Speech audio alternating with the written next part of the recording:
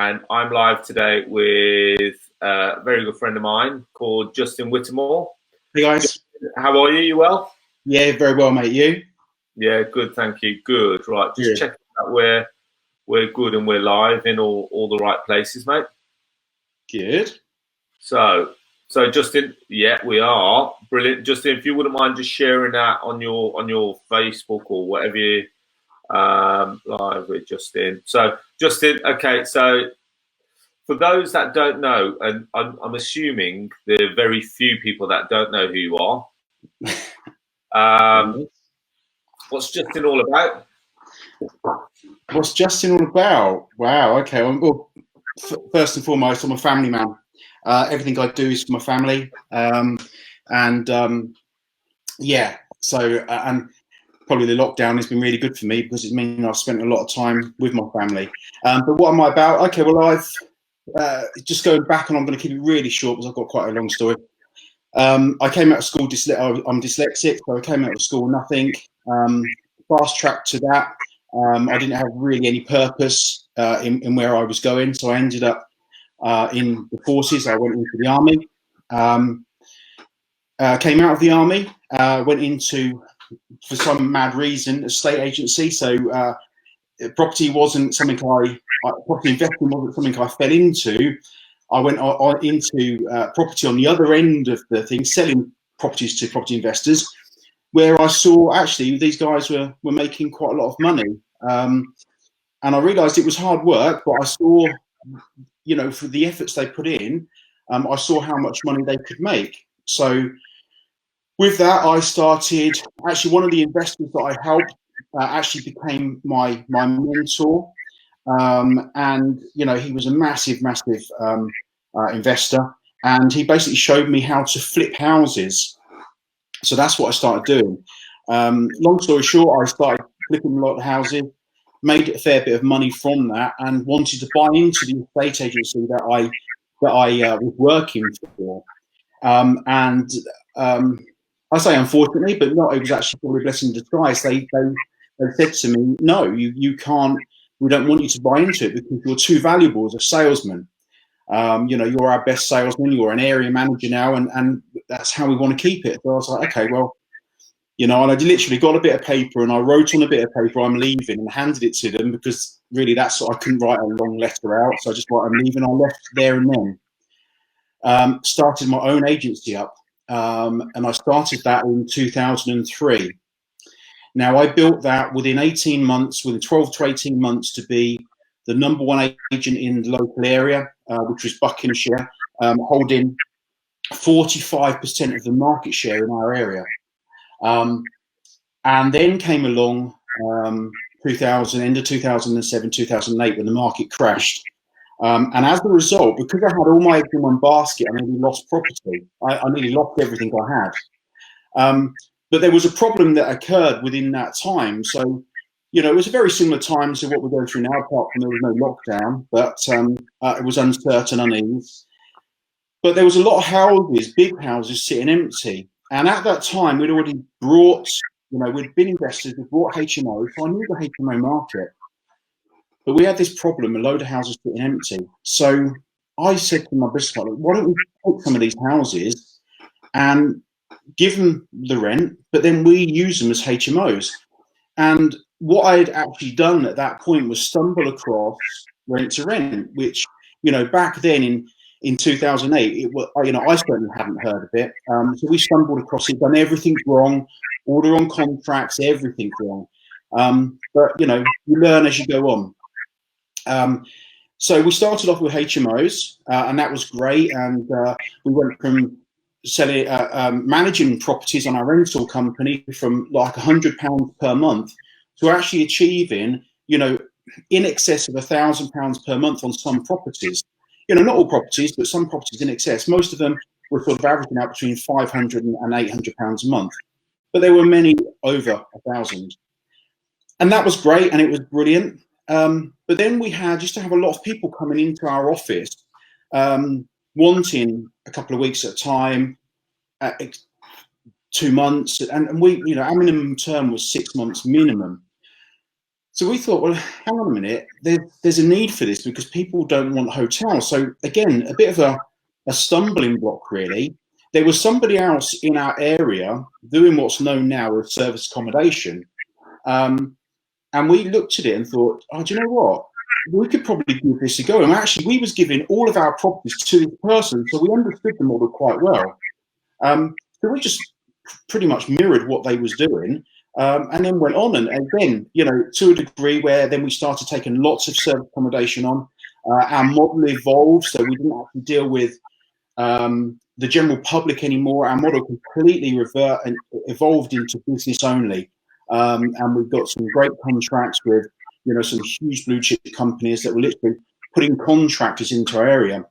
And that's where we are today, really. You know, we still have the HMO, the rent-to-rent HMO portfolio. We still have the rent-to-rent service accommodation portfolio. I don't own the rent-to-rent, the service accommodations. They're all, there's a couple that we have, but they're mainly rent-to-rent. I invest in other investment portals, and I would consider myself now sort of a pretty seasoned investor in different. I've completely diversified my portfolio now, and I invest in other things as well. So, Arsh, that's pretty much where I am today, buddy. Well, as you know, we've been friends for quite a while now. Yeah, we've been friends for quite a while. We've had quite a few coffees. Yeah, we have. Yeah, so so I suppose, yeah. So I can appreciate lots of people on social media, and with the pandemic and the situation that we currently see ourselves in, the service accommodation market. How have you seen any changes in that? I have seen some huge changes, literally overnight. You know, as I said, I saw changes appearing, you know, way before this. You know, as regards to there was, you know, tons and tons of people coming to the market, and the same thing. What everyone does, what I call a novice mistake, is everyone comes in and just tries to undercut everyone else. And the first thing that happens is all the prices go down. Because everyone then starts doing the same. That was never my philosophy when I started service accommodation. That was never my philosophy when I started my agency. I always believed that my product was better than everybody else's, and therefore I would charge a premium. Trouble is, people don't see that and don't believe enough in their product, so therefore they just basically what I call proper shooting themselves out. So I saw a big change come in with the amount of people that are coming to the market, and they were, I suppose, a lot of people at the very beginning, what I call the savvy SA providers, where they've done their figures correct from day one. They've worked at a occupancy rate out of which I call a break-even point at quite a low margin. They're still sitting okay, but the ones where they haven't worked their figures out correctly and they've gone too high on the occupancy rates, they now literally have dropped off the cliff. You know, the transient people coming in, the contractors, etc., unless they're key workers, have pretty much dried up. A lot of the people were coming into our area were from Santander, so they was coming in from Spain, Madrid, and you can see what's happened there. So that's dried up. Many people have changed. They tried to change their model and capture NHS workers and key workers, but again, there's not enough of those to keep them going. So yeah, I've seen a huge change, and people not reacting, I think, quick enough, or people probably not quick enough is the wrong answer. I would say I've seen people panic is the answer, and not take their time, sit back and actually look at what's going on and think, right, how can we mitigate our risks now and do it in a calm and efficient manner? Does that make sense? Yeah, absolutely. And one of the questions I was going to ask you about is obviously the one thing that you've mentioned is about the break-even point. Now, I'm very clear on what my break-even point is, and I think we've spoken on a couple of properties. In actual fact, one, do you remember the one that I was talking about in Cornwall? Yeah, the holiday home, yeah. Yeah, so I've still got that. And one of the things that, like you did, I sat back very quickly and I thought, okay, what do I need to do now to see how I can make this work? What's my break even? What's my outgoing? And what's going to be, you know, what's my worst case scenario? What's my best case scenario? So, you know, I know that lots of people that go through SA or service accommodation training, they set the benchmark at around 70 to 75%. So high, mate. So high. Absolutely mental. Whereas I try and set mine circa around 35, 40, absolute Absolutely. max. Absolutely. Yeah, you know, any student that I help and I teach, you know, I have a calculator, I have a very strict criteria, and unless that property breaks even at 35, 40% at absolute maximum, you literally don't touch it. You know, and unfortunately, people listen. Some people listen. Unfortunately, some people don't listen because they're more keen to get the deal to put on social media. I've got this, I've got that, and you know, I've always said this. You know, there's lots of people that work on days per month. You know, if it gets X amount of days per month, you can't do that because you have to work on a yearly percentage. Because there's so many peaks and troughs within a year, and we just, as you've seen, we just can't see what's going to happen. Now, I know that if your occupancy rates are how I predict it, or tell you to set them, even in a real tough market, you should be able to do that. Even, you know, in this market, there are still people taking the properties, and you should be able to hit that just to break even and to see yourself through. And I think that's where a lot of people have been caught out in this period. And that goes for the rent full stop as regards to HMOs. You know, people are not doing their figures because they're more interested in getting a deal. Does that make, yeah? Do you know what I mean? You've seen it. You know, there's a great saying: the calculator does not lie. My whole point. Yeah, I would say if the figures work, they work. If they don't, they don't. It is as simple as that. You know, there's no point. And one of the things you always, you know, like someone will come for advice, for instance, and say, "Well, we've got this," and I go, "Well, that doesn't work." And there's always this phrase that comes back, "Yeah, but." There's no yeah, buts. It's no, the figures don't work. There's no yeah, but if we do this, the yeah, but if we do that, that doesn't happen. So I can see. You know, will it change? Yes, it absolutely will. I think once this is over, I think we're going to see a bit of a gold rush back into the market for certain holiday let because everyone's been cooped up. They're literally just going to want to get out and go and like rent everything they can. I don't think necessarily people will go abroad straight away. I think people will just try and get away for, you know, like places where you've got your one and you know, the holiday areas here. I think people are just going to want to get out of their homes and just get away for a weekend or a week or whatever. And of course, you know, businesses want to get back to normal as soon as possible. These contractors, you know, aren't earning anything near what they used to be, so they're going to want to get back. So it will pick up, but you've just got to speak the storm out, haven't you? Yeah, I mean, I feel, if I'm honest, I'm a little bit concerned for the guys that have probably taken on rent to rents where they're probably paying the landlord. Their occupancy rate's too high. They've got a lot of outgoings, but more importantly, they probably haven't put in also the break clauses as well. Correct.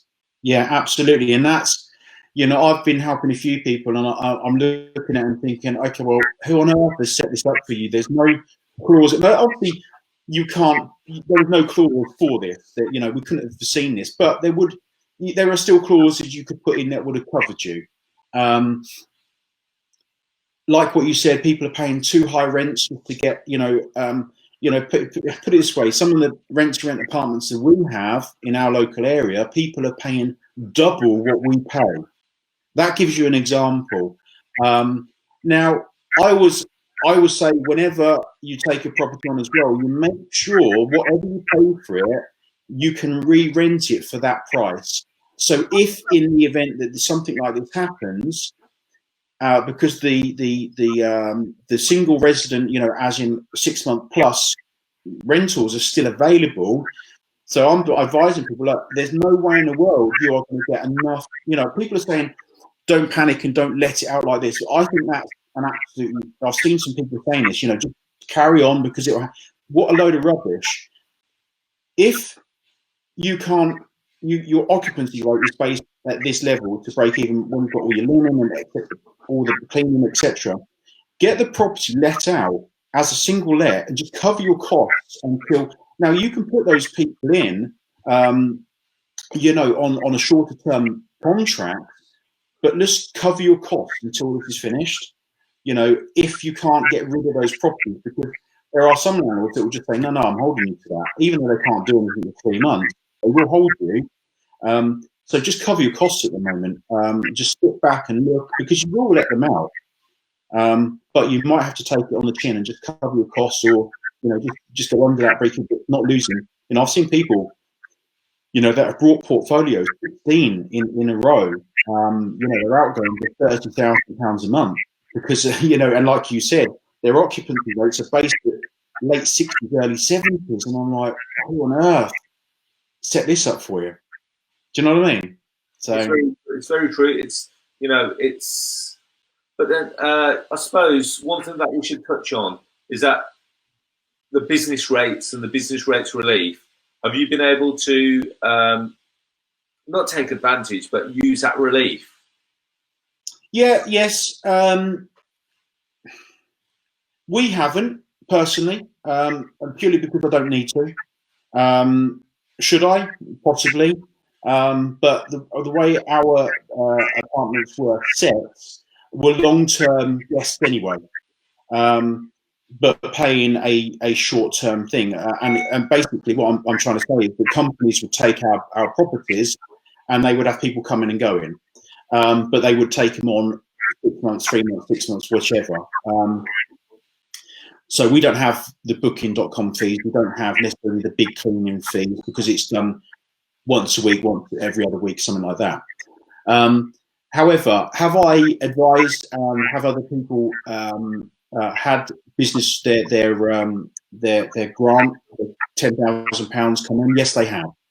And they have done it and they have been successful. I was talking to one guy yesterday that literally had his email come through. I was just talking to him and said, yeah, it's been approved.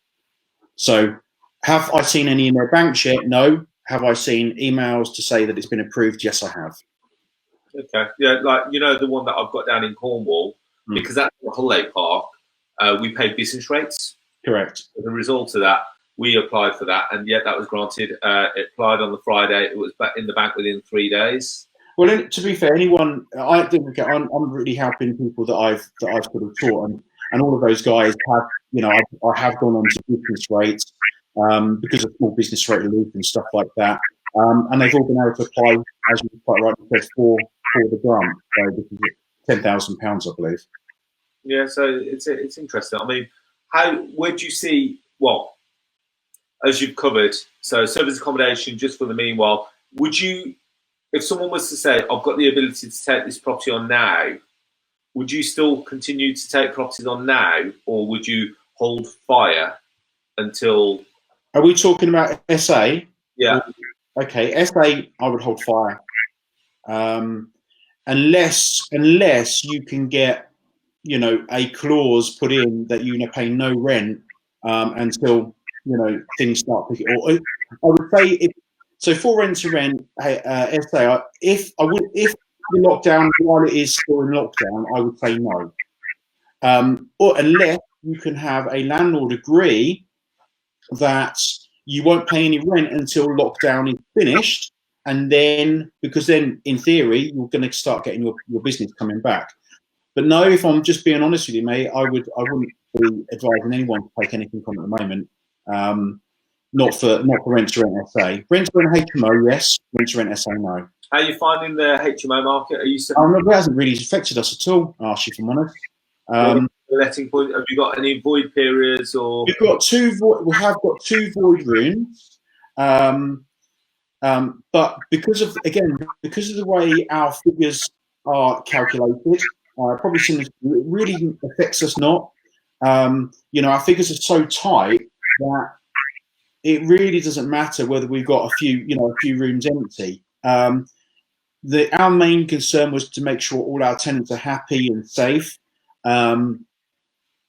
I think prevention is better than cure. So at the very, very beginning, we was very reactive to this. We approached all of our tenants to state what the situation was. If they got into trouble, what they would need to do. Made it very, very clear to everybody that if they did want the payment holiday, that payment holiday from the rent was repayable. So We didn't want people to think that they could just try and scam us and get away.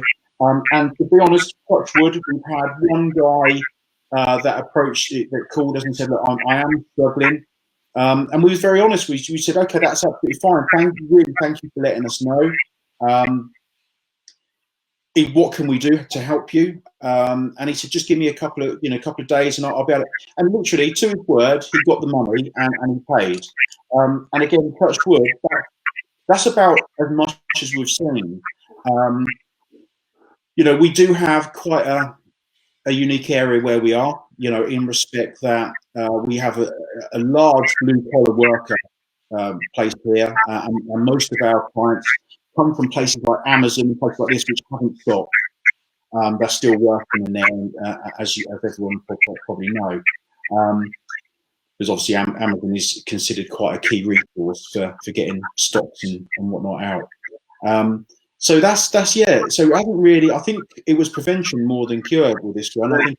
Last time I met you for a coffee, we met in Milton. Is it Milton Keynes Square? Yeah, the hub. Yeah. The apartments there. Yes. Okay, and then when I first met you, they were let on service. So they're still serviced accommodation, as in what their category is. But the model that we run on that is so we basically went to the companies and offered them better rate. Similar to what. So we basically about 2015. Service accommodations were allowed to tender for hotel contracts, what we call hotel contracts. So they were allowed to put tenders in. And we took that and we just started contacting the local companies ourselves and showed them how we could save them money. And with that, we basically, this whole process took about 3 years. But with that, we basically won. I wouldn't call it contracts, but won sort of the heart with a lot of the local companies that wanted to do away with, the Booking.com and Airbnb. Booking.com don't charge their employees, Airbnb do. And obviously, because we had no fees, we was able to drop prices because we didn't have any fees to pay out. And obviously, then that encouraged us to have the company to take the property for longer than 28 days, which again did away with our VAT service. So we were able to save quite a large percentages on our costs by going longer term, but still short term, if that makes sense. Okay, that makes sense. That makes sense. So, okay, I suppose, service accommodation, in a nutshell, you're saying the market will still be there. We've just got to put water. Yeah, I think the market is definitely, I don't want people to think I've got to get rid of everything. And I think if you are able to tread, as you call it, tread water until, certainly lockdown is finished, the market will pick up again. It's going to pick up, and I don't want anyone to be frightened by thinking it won't. I think it'd be a silly mistake to take properties on at this stage, because if you're going to take properties on, you're going to be saying to people, "Oh, we can guarantee, voids and things like this, or no voids." And of course, you're then going to be asking, "Well, we can't do anything with it until lockdown is finished." So you might get on the wrong end of the stick with quite a few landlords or agents, which might sort of burn your business for the future. So I think if you've been offered properties, I think you just be honest and say, "Look, we are really keen to have this. We don't want to lose it. Maybe we could put a small deposit down to hold that property until lockdown is finished, and then go for it." But I certainly wouldn't be taking new ones on in this current stage. But it's definitely, without a shadow of a doubt, there is going to be a gold rush, and people are going to be inundated with bookings once it's finished. And I don't think people are going to go abroad for a while. I think they're going to holiday and get away here. And of course, the contractors are going to want to earn their £500 a day. They're not getting that now. They're going to be want to throw it back on that. So as soon as they're allowed to, they're going to be back. Okay, so I suppose question that I'm going to ask you then just is that the opportunity that you see it after, when we come out of lockdown, you see lots of landlords may potentially think, well, hang on, I've had 2 or 3 months with no income. Perhaps I should have took that guy's offer. Yeah, I think at the result of this, and I've said this, there's going to be tons of opportunity as a result of this. It may seem more harsh now, but trust me, guys, with every harsh time, as you know, your season, Arsh, you'll know, with every harsh time comes a good time. And I think at the end of this, the market is going to be absolutely flooded with property for service accommodation, not for service accommodation, but maybe ex-service accommodation properties, because you know already I've seen. You know, I was talking to business partner yesterday about this, and I've seen handfuls and handfuls of properties being given back by large SO businesses. Now, when this finishes, those properties are going to be sitting there, and I think it's going to be an absolutely time to get in there and really negotiate hard and get some really, really good deals on properties of where they should be. Not because at the moment, what you're seeing is agent, and this is why our SA units are very, very easy to get. HMO rent to rent is a little bit different. Rent to rent SA, mate, I don't know why people buy deals. You know, I know I couldn't say that to you sell deals, but SA units themselves, I know you don't sell many of these, but SA units themselves are very easy to get because an agent will look at it, go, well, okay, it's going to be an SA deal. They're going to keep it like a show house, and they're going to pay an inflated rent. So they love it. But I think the tide will turn, and I think what will happen is you will see loads available. And, you know, I'm having agents calling me now going, oh, will you take this? Will you take that? You know, and this is, you know, ones to buy as well. They're gearing up for a mass of properties hitting the market, and they know prices are going to come down. And I certainly think apartments for SA. And I think you're going to have a choice. I really do. I think you're going to be able to say yes and no to properties and get them a good price. That's my view anyway. No, I completely agree. I think, like you said, lots of people are handing them back. Loads. These landlords now, first of all, they've got property come back to them. They're now not going to be able to rent them themselves. And now it's going to give them a little bit more motivation, shall we say, so that as soon as everything comes back out, there will be, as you call it, a gold rush. Now, one last thing I want to touch base on and ask you about is obviously the activities of Booking.com and Airbnb. How do you feel they reacted to this? Say again, sorry. How do you feel that Booking.com and Airbnb have reacted to COVID? As in what way? So, because we've seen that was it Booking.com or Airbnb are not allowing new bookings? Yeah, I'm not sure about Airbnb, it's only Booking.com. Yeah, sorry. Okay, so it's Booking.com, yeah. How have they? Well, they're covering their back, aren't they? You know, in case someone, you know, as a result of them allowing bookings. Have they reacted well? In my opinion, no. I think they've reacted wrong. I think they should, you know, because as long as it's done safely, there is, you know, and, you know, for instance, key workers, and now, you know, you can see it all over Facebook, key workers are having to really, you know, try and find property from any means they can because they can't book it like that. So, yeah, I don't think they've been particularly helpful in the situation by stopping it. But there you go, mate. I don't really know is the honest answer. I'm not them. I don't think it's particularly helpful, but who knows? No, fair enough. Okay, I thought I'd ask the question. I suppose we should ask the question now to the community that's watching. Are there any questions that you'd like to ask Justin whilst we're here? Because obviously we have him, and he's got a wealth of experience in this sector. Do you have any questions for Justin? Is there anything that you're worried about your SA? If you've got an SA unit, you know, are you worried about it? Are you currently experiencing that you've got vacancies? Have you currently got some void periods? Okay, so so Chris says amazing content as usual, Justin, and that's what got you on, Justin, because obviously this is your area. So in that respect, I suppose what I can do just is I'll tag you at the bottom of this. If anyone's got any questions, please feel free to ask. And just if you wouldn't mind just providing a bit of feedback for them. Yeah, absolutely. Of course I can, mate. Yeah, no problem at all.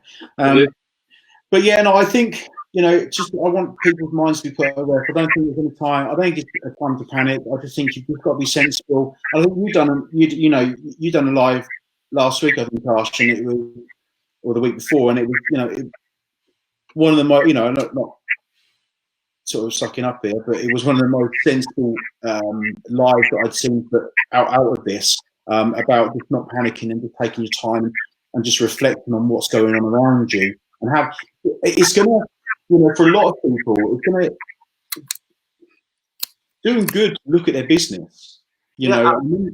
Absolutely, it's gonna do them good. What they thought, before, they've seen the good times. Now they've seen some, what I would call it, pain. It's going to make them tweak, and as you said about the numbers, it's going to make them really question their numbers. Yeah, because going back to 2008 when the recession hit, then admittedly I nearly lost everything as a result of it. But my God, did that teach me some very, very valuable business lessons. It allowed me to look at a business that I was able then to sell 2 years in May for a ton of money, that I could then invest in other stuff. And it really, it just made me a much, much better business person, and realised that, it's all good while the blossom's out, but the blossom could go in a change of a wind. And you've got to be able to react and ultimately know that your business can see you through this. Anyone, unfortunately, and I hate to see this, businesses that went bust within 4 days of lockdown. I'm sorry, and as harsh as might sound, that business is going to go bust anyway. Does that, what I'm saying? Because it wasn't structured in the right way to be able to see, good time, bad times through. There wasn't enough money put aside to be able to, because everyone sees money, they just spend it straight away. There wasn't enough money put aside to see the bad times through. So let's face it, if they had tough times before all this kicked off, before coronavirus kicked off, they use this just as an excuse to exit. Absolutely. Yeah, absolutely. Absolutely. Yeah, as fortunate as that may seem, it is what it is, and hence the reason why, like, certainly when I help people, the same as you are, I'm very, very strict on people understanding the numbers first of all, because there is no deal if the numbers don't work. And the trouble is, people are so eager to get properties and show off on social media that they just take properties on for, as you said, like 70%. And I'm like, why? And they're being, they're being led to believe that that's the right thing to do. It's not. And I've had people say, oh yeah, but on your way I can't get nothing. And my view with that is, well, your area doesn't work then. And I've been quite brutal in that respect. But one thing I always say to them, if they're saying, well, the agents aren't, they're not believing me, they don't want to, I always say to all my students is that there's something that you're saying that they're not believing, they're not buying into you. Yeah. They're not buying into you. And so in that respect, that's why we try and tweak, and I know that you do this as well. You've got to tweak your offering. You've got to look at it from a point of view that, what is it that you're offering? Can the agent see what you're offering? Can they see the value in what you're offering? And if they can't, they're going to say thank you, but no thanks. Absolutely, absolutely. And like, this saying's been around for years and years and years since I've been, a youngster. And actually, my mentor from years ago said, "You'll never make money on the property. You make money when you buy it. Exactly the same when you rent it. That's where you make your money." By buying or renting well. So yeah, but I just want people to sort of, like, not panic, believe that this is going to finish, and it is. Will it change the way we do stuff? Without a shadow of a doubt. Will it change the world? Of course it will. This is I was saying to my kids the other day, we was actually doing history in their homeschooling. And I said, you do realise that actually what you're going through now, you know, we're learning about World War II and their history. And I said, actually, what we're going through now, your grandkids will be talking about this. You know, they'll be taught this in their history lessons. But I think as a nation, I think it's pulled us together. I think it's a fantastic fight going around. And what about Captain Tommy? He's going to take 20 million today. Yeah. Yeah, I think it's. I think there's chance for huge opportunity if you don't panic. Believe that you can get through this, and you will. And just wait. I just say, sit on your hands and wait and watch. Sit, wait and watch. There we go. That's exactly it. Sit, wait, and watch. Yeah. Okay. Brilliant. So, Justin, thank you very much for your time. You're welcome, mate. For Justin, please comment below, and between me and Justin, we'll try and answer as many as possible. But Justin, whatever you do, you know, as soon as we get out of this, let's meet up and let's have another coffee. You know what's going to happen, mate? Absolutely. We've been promising for ages, and then I think it wasn't going to happen that far away, and then all this happened, so we've had to put it on hold a bit. But exactly. We want to go away. But anyway, thanks very much for inviting me. I really appreciate it. No problem. All right, Justin. Take care. And Bye. Thanks, everyone. Bye-bye. Bye.